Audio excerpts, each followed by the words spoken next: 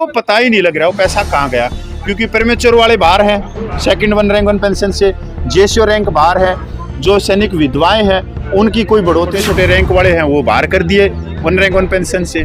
ये एक तरह से वन रैंक वन पेंशन ना होके ये ऑफिसर रैंक ऑफिसर पेंशन हो। तो हम यही तो कह रहे हैं, सरकार की आंखों में आईएएस लॉबी ने मिट्टी मारी है, मिर्चें मारी है, फेंक फेंक के मारी है। कोई भी समय आता है जब हद हो जाती है तब आता है, पहले हुआ है जबरदस्त शोषण तो पहले से ही होता है। इनकी छातियों में मेडलों से भरी हुई हैं, इनकी छातियों पे 1.5 किलो तो पीतल लगा हुआ है। ऐसी होती वो नेशनल मीडिया तो वह यहाँ नहीं आ जाती। 3 अप्रैल को पूरे देश में सर मांग पत्र सौंपे जाएंगे सरकार को ये बताने के लिए कि जंतर मंतर पे जो बैठे हैं उनको ये मत सोचो कि वो 400-500 व्यक्ति बैठे होंगे, ना ना ना, 28 लाख पुरुष सैनिक। डीजीएमओ को लिखा था कि भाई इस तरह से डिसेबिलिटी पेंशन की चोरियां की जा रही, और 2018 के अंदर बहुत सारे इंग्लिश न्यूज़पेपरों में छपा था कि पिछले 2 साल के अंदर 2000 जो सेना से रिटायर्ड अधिकारी हुए उन्होंने डिसेबिलिटी फेक डिसेबिलिटी ली।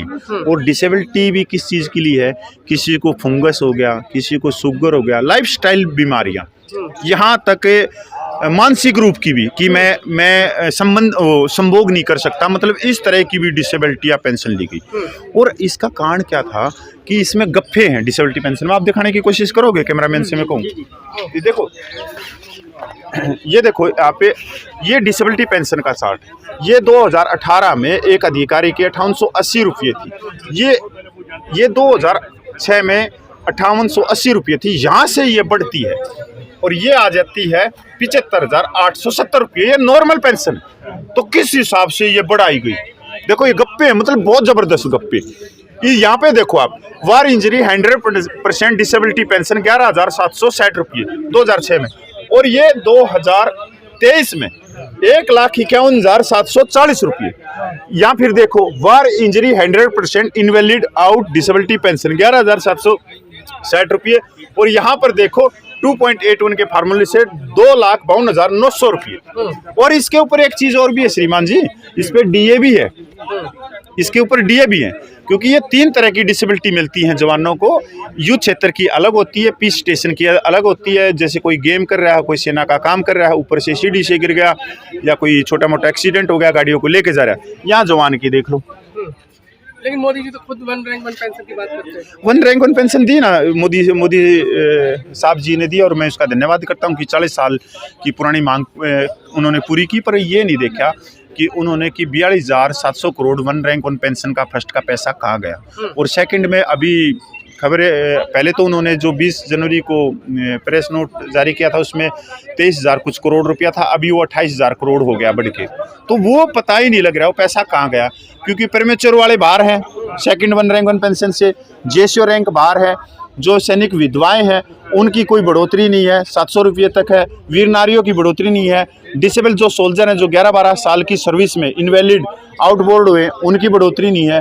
और माननीय प्रधानमंत्री ने तो 2015 में मेट्रो का उद्घाटन करते हुए फरीदाबाद में कहा था कि हमारी जो सेनाओं के छोटे छोटे रैंक हैं वो कंधों पे बंदूक रख के और वो पहाड़ियों में चढ़ते हैं, दुश्मन से लवा लेते हैं, वो छोटे छोटे रैंक वाले हैं वो बाहर कर दिए वन रैंक वन पेंशन से। ये एक तरह से वन रैंक वन पेंशन ना होके ये ऑफिसर रैंक ऑफिसर पेंशन हो गई। और जवानों की जो आप देखो वन रैंक वन पेंशन में, हम एक छोटा सा मैं एक आप लोगों को उदाहरण देता हूं कि 2006 में एक सैनिक की, एक टीएस नायक की 4,040 रुपये पेंशन थी, और 2023 में वो बढ़कर होगी 20,000 रुपये। और वहीं पर एक लेफ्टिनेंट कर्नल की जो पेंशन थी वो थी 14,600 रुपये, वो बढ़कर होगी 2023 में 95,000 प्लस डीए। एक तरफ आपने 50,000 से ज्यादा की बढ़ोतरी कर दी और एक को हजारों रुपया कर दिया। तो कपिल भाई इसमें मोदी जी का या सरकार का दोस्त का है, तो अफसरों की वो है ना? नहीं, सरकार का भी है सर, केंद्र ने नहीं देखा, जो ये आईएएस बैठे हैं, जो लॉबी बैठी है मंत्रालयों के अंदर, ये क्या कर रही है, ये 4-5 लाख रुपए ले रहे हैं। रिकमेंड करेंगे, हाँ, प्रपोजल देंगे। मैं आपकी बात का बिल्कुल समर्थन करता हूँ कि सरकार को नहीं मालूम बहुत सारी चीजों का, सरकार कहाँ पे चलती है, आईएएस लॉबी। भाई देश को कौन चलाता है, आईएएस लॉबी चलाती है, सारा का सारा वही मंत्रालय में बैठे हैं। सरकार को जैसा आप कागज लिख कर दोगे तो सरकार तो ये सोचेगी ये बिल्कुल सच कागज है और इसको कर दो पास, सरकार ने कर दिया। पर सरकार तक पहुंचाना भी तो हमारी जिम्मेवारी है लोकतंत्र में, ये तो गलत हुआ। ये सरकार को हम यही तो कह रहे हैं, सरकार की आंखों में IS लाबी ने मिट्टी मारी है, मिर्चें मारी है, फेंक फेंक के मारी है, और इसका भुगतान सरकार को करना पड़ेगा। सरकार इतनी मासूम है कि उसको पता नहीं चला? सर, सरकार जो है ना, 75 सालों से एक तस्वीर बनाई गई है देश के अंदर कि जो 28 लाख पूर्व सैनिक हैं, जो 5 करोड़ वोटों पे जिनका पकड़ है, और 140 सांसद सीटों को जी सीधा प्रभावित करते हैं, बिल्कुल सीधा, कोई डाउट नहीं। और उसके अलावा ये और भी 100 से 120 सीटों पे उनकी बहुमत, मतलब एक वोट प्रतिशत है।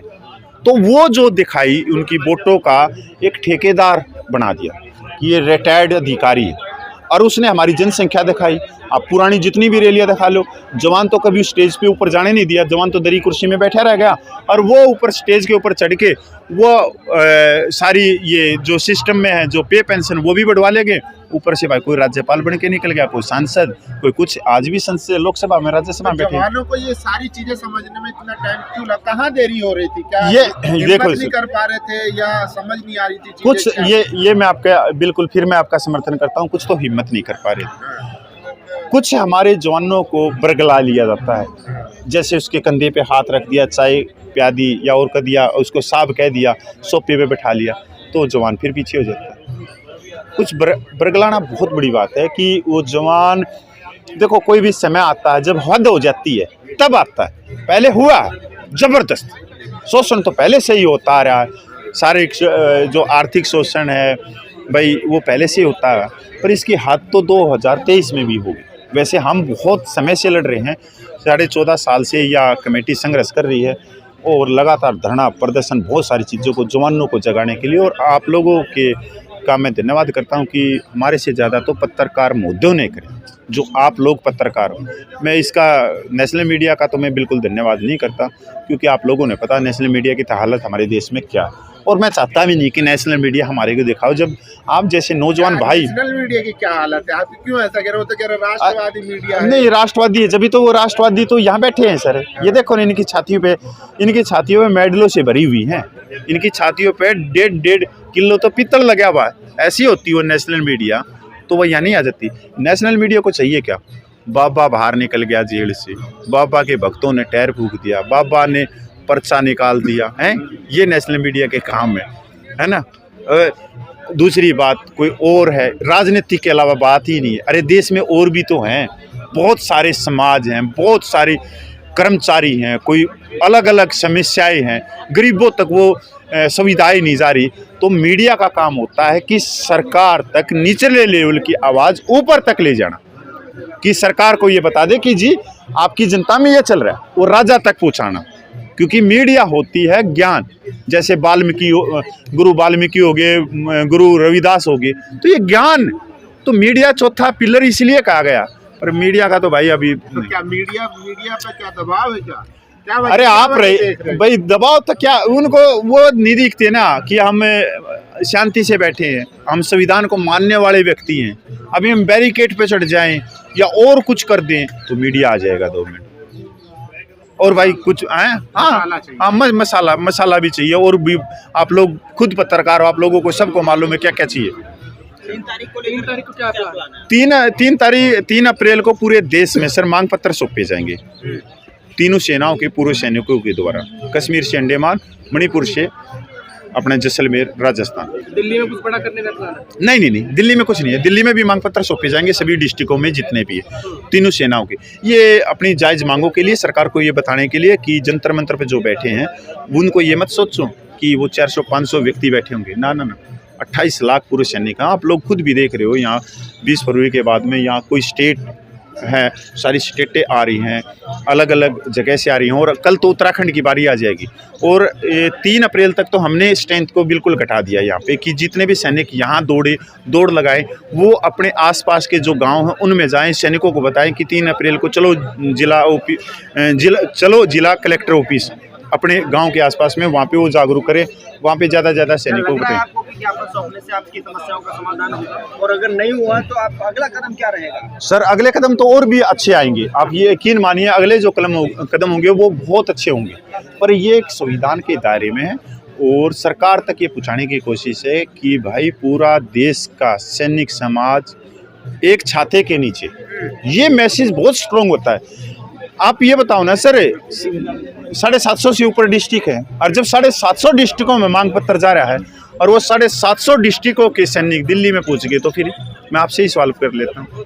अब ये मत से कहना कि बताइए ना, आप बताइए क्या होगा फिर? सर अब दिल्ली में पहुंच के तो बैठ जाएंगे यहाँ पे आके। मतलब मोदी जी को चैलेंज कर रहे नहीं है सर, ऐसे चैलेंज थोड़ी होता है। हम तो मोदी जी को उसमें रैली करेंगे हम रामलीला ग्राउंड में, और मोदी जी को बुलाएंगे, विकास में बिजी है ना, माननीय प्रधानमंत्री को। देश के विकास में बिजी है। वो सर वो तो समय तो होगा ना, रैली हमारा अधिकार है, और माननीय प्रधानमंत्री को भी बुलाना हमारा अधिकार है, हम बुलाएंगे माननीय प्रधानमंत्री। ये आप पे आरोप भी लग रहा है, कुछ लोग लेटर भी लिख रहे हैं कि इनको कुचल दो, ये लोग अपमान कर रहे हैं, बदनाम कर रहे हैं। अरे चलने दे सर, ऐसे देखो सर, हाथी चलता है और निचले वाले, आपने पता ये कहावत का, ऐसे चलते रहते हैं। आरोप को जिसने भी आरोप लगाते हैं, मैं उनको सर लाइव बोलता हूँ, जो भी लगाए कैसे भी लगाए, क्योंकि धरने को मजबूत वही करते हैं। हमारे को सोने नहीं देते, हम और गति से भागते हैं, और ज़्यादा मेहनत करते हैं कि भाई अगर आरोप नहीं आएंगे तो हम सो जाएंगे। हमारे को जगाते हैं कि जिम्मेवारियां लेके चल रहे हो, वो आरोप लगाने वाले, तो हम फिर जग जाते हैं। फिर अगर बुखार हो तो पैरासीटामोल की टेबलेट लेके फिर आगे दौड़ने लग जाते हैं। तो आरोप लगाने वालों का धरने में मैं सबसे ज़्यादा सहयोग मानता हूँ। मैं उनसे ज़्यादा सहयोग मानता हूँ जो ताश खेल रहे हैं, जो पेड़ के नीचे बैठे हैं, जो ये कहते हैं कि उनको मिलेगा तो मेरे को मिलेगा। कम से कम वो आरोप तो लगा रहे हैं बेचारे। तो आरोप लगाने वालों को तो लव यू मेरी तरफ से सर, पत्रकार महोदय। जय हिंद।